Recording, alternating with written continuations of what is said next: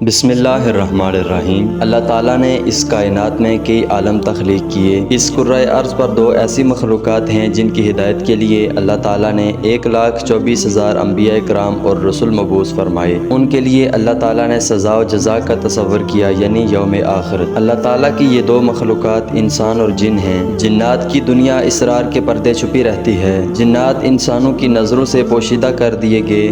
زمین پر انسان کو اتارنے سے قبل اللہ تعالیٰ نے فرشتوں کے ذریعے جنات کو مختلف جزائر اور ویران جگہوں تک کر دیا۔ جنات کے مقید کرنے کا واقعہ بھی دلچسپی سے خالی نہیں۔ روایات میں آتا ہے کہ انسان کو زمین پر اتارنے سے قبل اللہ تعالیٰ نے فرشتوں کے سردار ابلیس کو بارگاہ میں طلب کیا۔ ابلیس جنات میں سے تھا اور آگ سے پیدا کیا گیا تھا اور اللہ کے نہایت برگزیدہ فرشتوں میں شمار ہوتا تھا۔ اس کو رب تعالیٰ نے اس قدر علم عطا کر رکھا تھا کہ وہ اس علم کی بنیاد پر فرشتوں کا سردار بنا۔ ابلیس کو حکم دیا گیا کہ فرشتوں کی ایک جماعت کے ساتھ زمین پر اترو اور جنات جو زمین پر فساد اور لڑائی جھگڑوں میں مشغول ہیں انہیں ویران جزائر اور پہاڑی غاروں میں قید کر دیا جائے، جو ایک خاص مقررہ وقت تک وہاں قید رہیں گے۔ ابلیس بارگاہ الہی سے حکم لے کر فرشتوں کی ایک جماعت کے ساتھ زمین پر اترا اور جنات کو نہایت قلیل وقت میں مختلف ویران جزائر اور پہاڑی غاروں اور ویران میں قید کر دیا گیا، جو ایک روایت کے مطابق حضرت سلیمان علیہ السلام کے دور تک قید میں رہے اور پھر مشیت ربی کے تحت انہیں آزادی ملی اور وہ دنیا میں چلنے پھرنے لگے۔ جنات کو قید کرنے کے بعد عرش الہی تک ابلیس کا فرشتوں کی جماعت کے ساتھ سفر شروع ہوا۔ دوران سفر ابلیس کے دل میں غرور اور تکبر نے سر اٹھایا اور اس نے نہایت قلیل وقت میں نہایت طاقتور جنات کو قید کرنے سے متعلق غرور کیا۔ اس کی خبر رب تعالیٰ کو تو ہو گئی مگر دیگر فرشتے اس سے بے خبر رہے۔ روایات میں آتا ہے کہ یہ پہلا موقع تھا جب ابلیس نے غرور کیا، جبکہ اللہ تعالیٰ نے اس کے غرور کو تشت اصبام کرنے کے لیے آدم کے سامنے سجدہ کرنے کا حکم دیا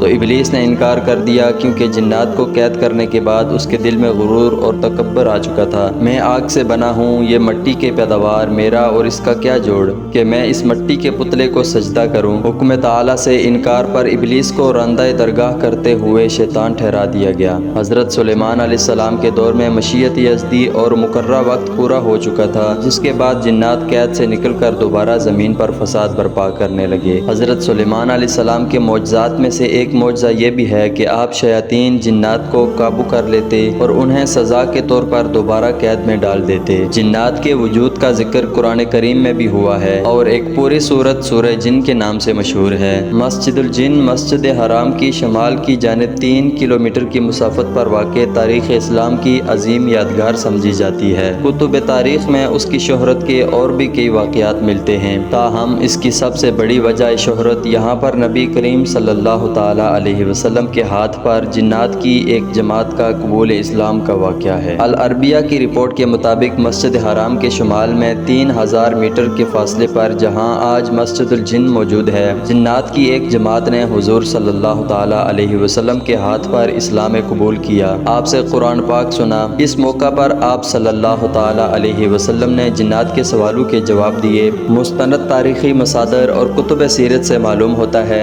کہ ایک بار آپ جلیل القدر صحابی عبداللہ بن مسعود کو ہمراہ لے کر رات کے وقت اس جگہ پہنچے۔ آپ نے عبداللہ بن مسعود کو ایک خاص مقام سے آگے بڑھنے سے منع فرمایا تاکہ کہیں جنات اسے نقصان نہ پہنچا دیں۔ پھر آپ کی ملاقات جنات کے ایک گروپ سے ہوئی جنہوں نے اسلام قبول کیا اور آپ سے اسلامی تعلیمات حاصل کرنے کے بعد واپس چلے گئے۔ قرآن پاک کی سورۃ الجن وہیں اور اسی واقعے کے تناظر میں نازل ہوئی۔ بعد ازاں اسی مناسبت سے وہاں ایک وسیع و عریض مسجد کی تعمیر کی گئی جسے مسجد الجن کا نام دیا گیا۔ امروز زمانہ کے ساتھ مسجد کی تعمیر و مرمت کے دوران اس کے ڈیزائن بدلتے رہے مگر اس کے قیام کا واقعہ آج تک مسلمانوں کے دلوں میں تازہ ہے۔ الحرمین شریفین کی زیارت کا شرف حاصل کرنے والے مسجد الجن کی زیارت بھی کرتے ہیں۔ ماہ سیام میں یہاں افطار کا خصوصی انتظام کیا جاتا ہے، جہاں دنیا بھر سے آئے زائرین اور معتمرین عقیدت و احترام کے ساتھ اس مسجد میں حاضر ہوتے، عبادت کرتے اور افطار میں شرکت کرتے ہیں۔ جنات کے انسانوں پر اثر انداز ہونے کے واقعات بھی آئے روز ہمارے مشاہدے میں آتے ہیں۔ یہ انسانی جسم میں داخل ہو کر اس سے عجیب و غریب حرکات کرواتے اور ایذا پہنچاتے ہیں۔ اس کے پیچھے چند عوامل کار فرما ہوتے ہیں۔ جنات کیسے انسانی جسم پر حاوی ہوتے ہیں، یہ ایک ایسا سوال ہے جو عام آدمی نہیں جانتا۔ ابن تیمیہ کے مطابق انسان جب نیکی سے غافل ہو کر برائی کی جانب راغب ہوتا ہے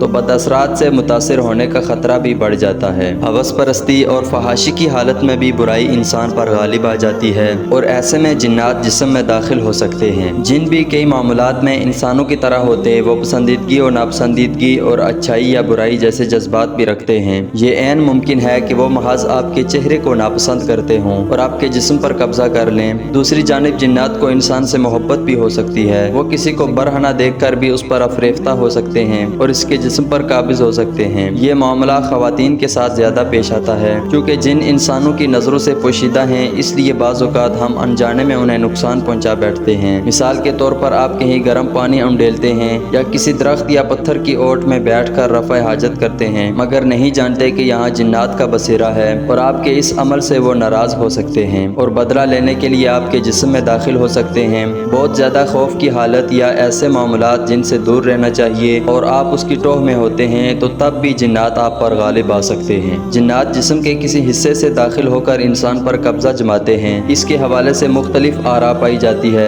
تاہم قرین از قیاس یہ ہے کہ انسان کی موت کے وقت روح انسانی ناخنوں، ناک، کان اور منہ سے نکلتی ہے، اور یہی جگہ ایسی ہوتی ہیں جہاں سے جنات انسانی جسم میں داخل ہو کر قبضہ جماتے ہیں۔ اللہ تعالیٰ نے انسان کو شر سے بچنے کے لیے کئی طریقے بتائے ہیں، جن میں حضور اکرم صلی اللہ تعالیٰ علیہ وسلم کے ذریعے تعلیم بھی دی گئی، اور کئی ایسی مسنون دعائیں اور وظائف موجود ہیں جن کے ذریعے جنات کا توڑ کیا جا سکتا ہے۔ اللہ تعالیٰ ہم سب کو اپنے حفظ و امان میں رکھے، آمین یا رب العالمین۔